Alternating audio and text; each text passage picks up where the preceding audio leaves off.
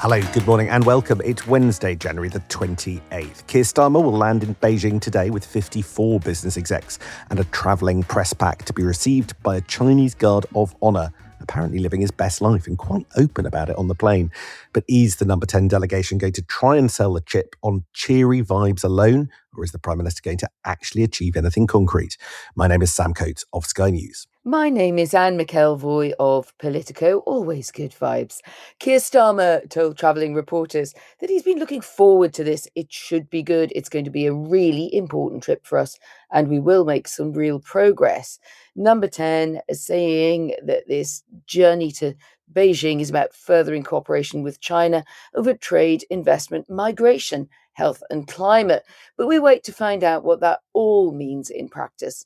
The PM repeating his lines about choosing neither golden age nor ice age with China, but he says he wants to explore opportunities while protecting national security. That's a lot. Endless warm words, but China is at the centre of massive and inconvenient geopolitical questions for the Prime Minister that he just won't want to be drawn on. You've had wind of one of them, Anne. Yes, I'm here in Berlin, and was at a dinner last night that was talking about geopolitics and the world of Donald Trump and beyond. And there were some words there that I don't think number 10 really would want to hear. And they were about China's role in the Ukraine war and the way that has consolidated as a major supporting role in practical terms. And one, a very senior NATO person, told me here that about 80% of gains were now down to drones and to China stepping up support for Russian military infrastructure, largely through drone capacity, but everything that is in the back end of that. So, that does leave a bit of a challenge about the role of the country that Keir Starmer is visiting. Wow, that is pretty massive. Keir Starmer pretty much shut down on the plane overnight about what he was going to talk to President Xi about in relation to Ukraine. But that just feels like a very big deal. We'll come back to that in a moment. The Prime Minister landing in China is our main story today, but we've got more domestic focused stuff a little bit later on this podcast. I spent the day yesterday in East Manchester taking the temperature of the Gorton and Denton by-election. So we've got a bit more on the vote that could determine the fate of the Prime Minister shortly. And Keir Starmer being out of the country means it's David Lammy for Prime Minister's questions. One of the reasons he took the job in the first place, I'd have thought. That and the foreign travel, I think, was what being Deputy Prime Minister is meant to give you.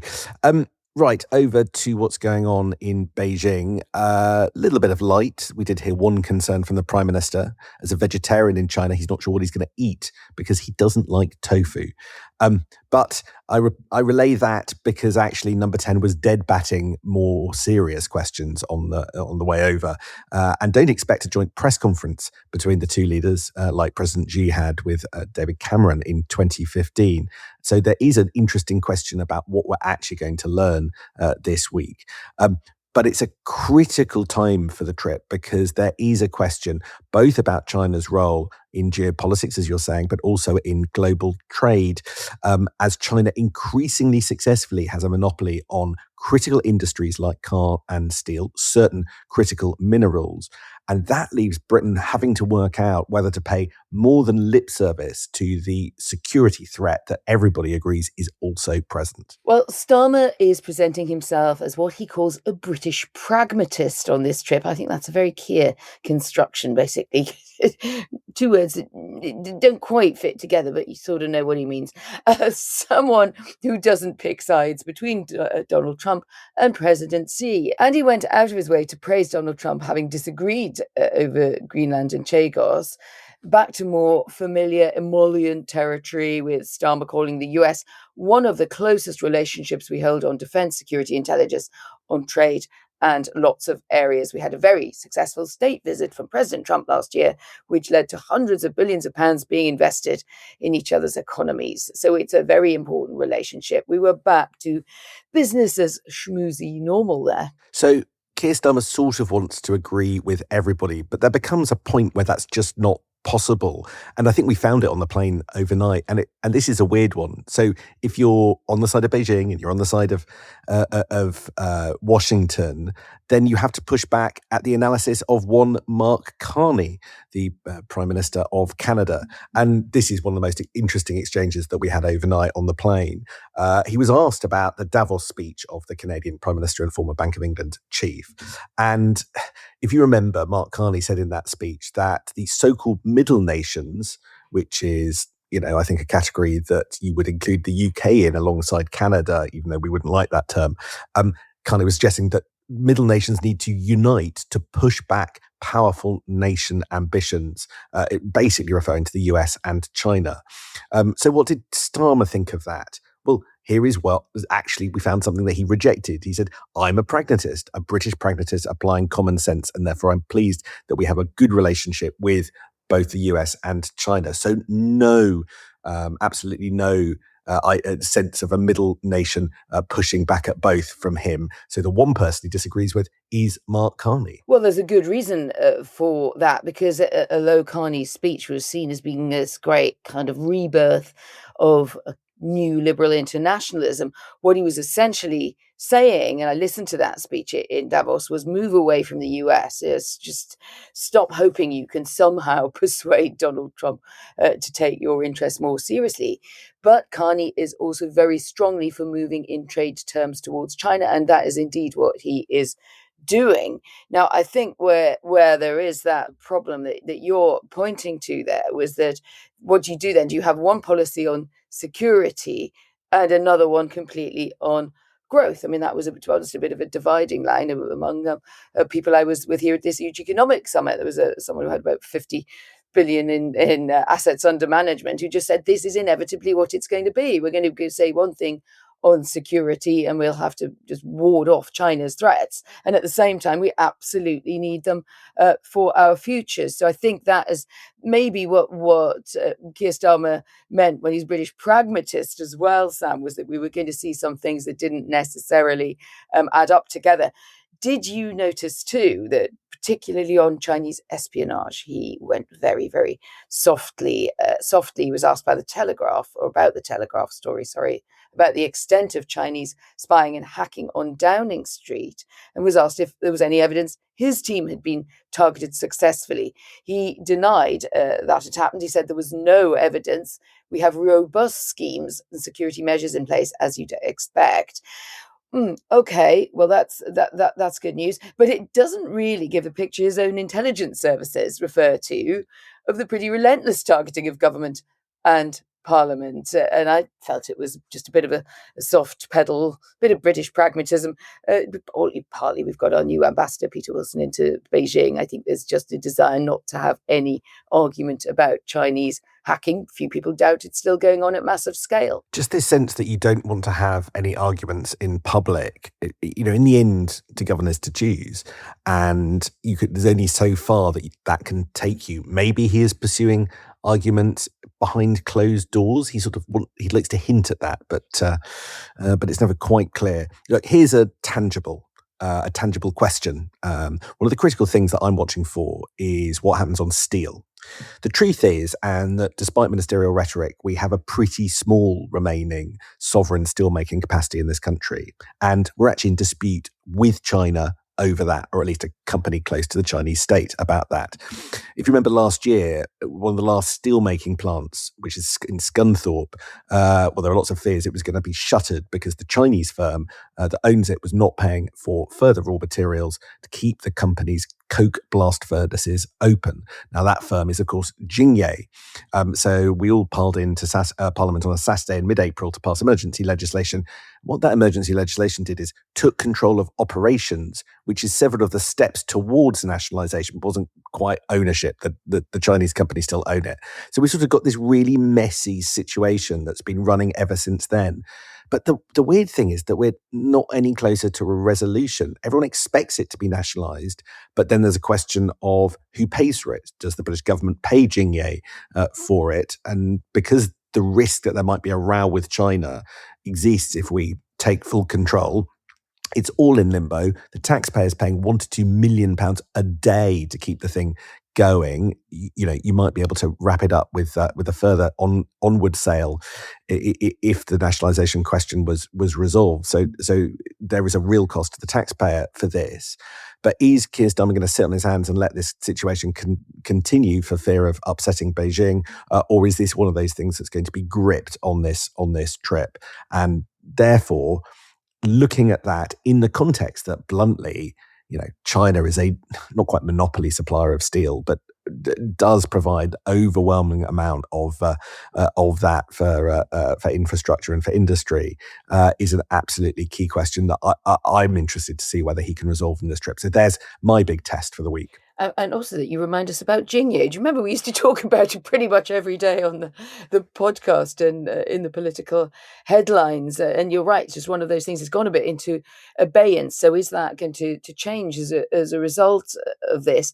The way I see this big picture, Sam, is that there is a link that Keir Starmer desperately needs to forge on this trip between globetrotting, seeing the world's big leaders, which is a kind of nice part of his job. It's good optics. It's one of the reasons people want to be prime minister in the first place.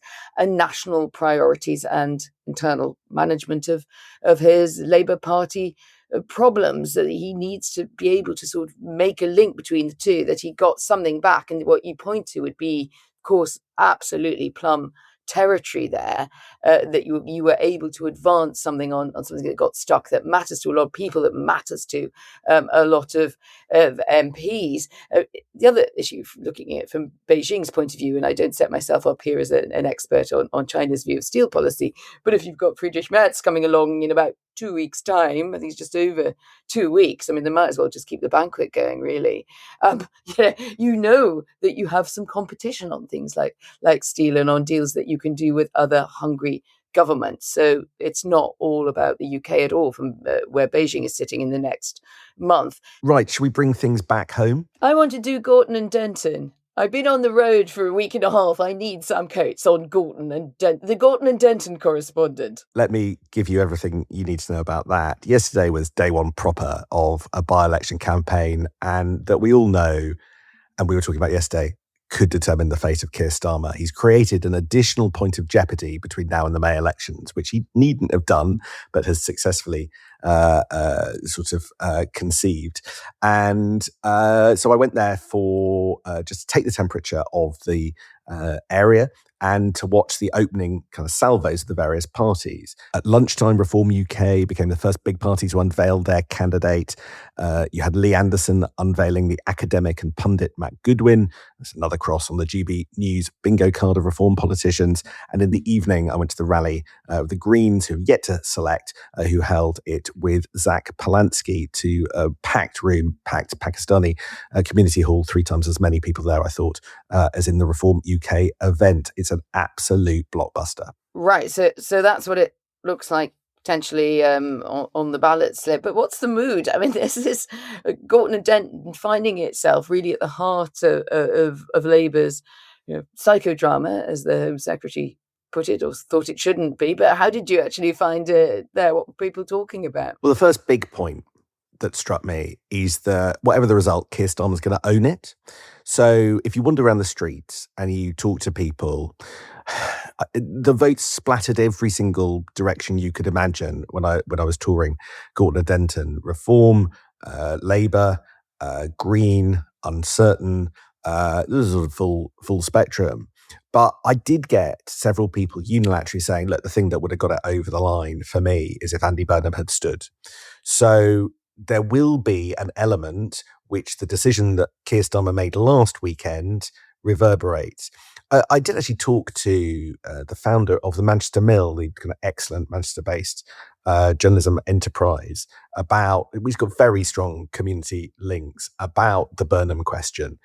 Here's what Joshie Herman said. I think if Andy Burnham had been the Labour candidate, they would have been strong favourites to win here. I don't think it would have been guaranteed, because I think that the Greens and Reform would still have felt that with the national polling as it is, they would be in with a chance. There's no doubt, though, when you speak to local campaigners, they would have felt much more confident about winning this seat with Andy Burnham. He's a very popular mayor and he goes down well in places like this. All right, so we've had a lot of post spinning from close to Keir Starmer saying this was good that we avoided Andy Burnham excitements here. It would have all gone wrong, and to the point of even sort of predicting that they might have then lost the mayoralty, which seemed to be like, it didn't seem like the most confident message that Labour can put across.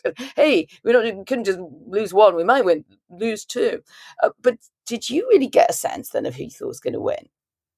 Putting your household earnings on it. So honestly, I couldn't call it yet, and I wouldn't rule out Labour at this stage.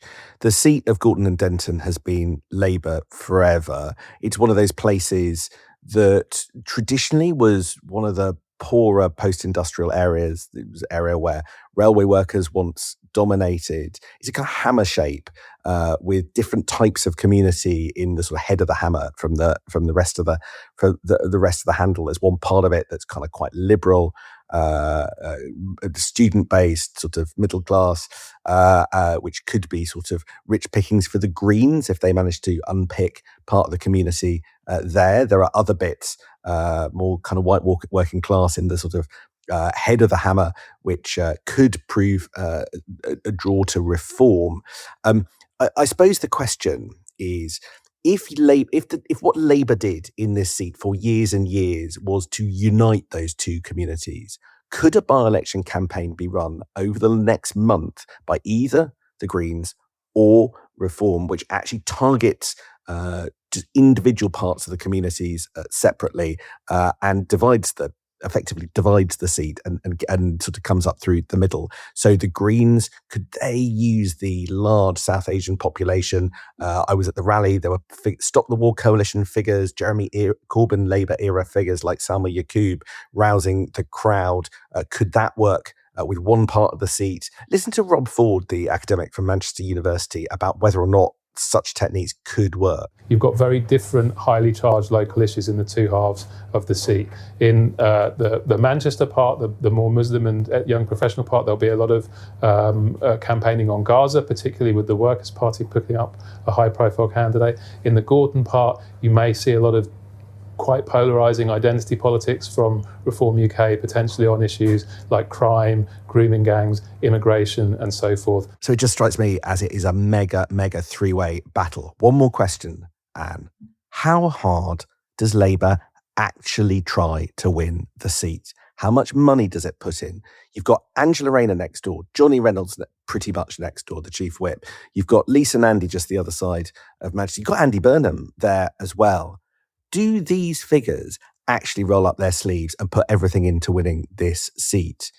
Because if they don't, what does that tell you about their view of the Prime Minister, whose job could be on the line if Labour come third on the night of February the 26th? And the message that would send as well, everybody's going to be looking for slights, aren't they? Who stayed away, who only left after 5 minutes after, having a plate of chips and then went. And I think that would really look bad. That's obviously just an opinion, but I think they'll have to do that. Something I just did want to chuck in before we close, as we talk a lot about the Prime Minister globetrotting, and yet I keep catching more sight of Nigel Farage abroad at the moment. He was in Davos last week, or hearing of him abroad, than at home. I see Bloomberg reporting he's in Dubai at the moment. He's been there speaking and basically trying to bring reform to the attention of that expat, well-heeled audience who can also make donations if they so choose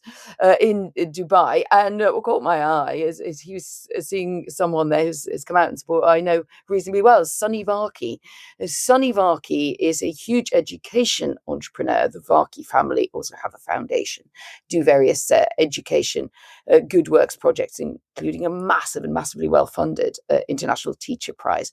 For many years, they were looking for an IPO and they tried to get a foothold in British education. And so we used to shuttle to and fro to Dubai to hear their thoughts on the future of education. They run schools across the Middle East, good private schools. So that is really interesting to me that Farage is now seeing himself, or seeing reform, as this more international force. He's trolling Davos man and woman 1 minute, but then just keeps on going through Dubai to see if he can pick up some support from those who are exiled from Keir Starmer's Britain there. Well, that explains why Lee Anderson was introducing Matt Goodwin rather than Nigel Farage. The Greens were weaponising Nigel Farage's absence in Dubai at their rally last night. Let's see how that all shakes down. But we'll have a shakedown if we don't stop talking. We've bust our 20-minute limit. Thank you very much indeed. I'm very excited to say you're coming home from Berlin and we will actually see each other tonight at the Podcast Awards. So I will be putting on my posh set of clothes, which is pretty much the suit I'm wearing all day, and see you this evening. And we'll be back tomorrow. Bad idea to annoy your co-host on the night of the Political Podcast Awards. We are one team. Just like Labour. See you tomorrow. I'll see you tomorrow.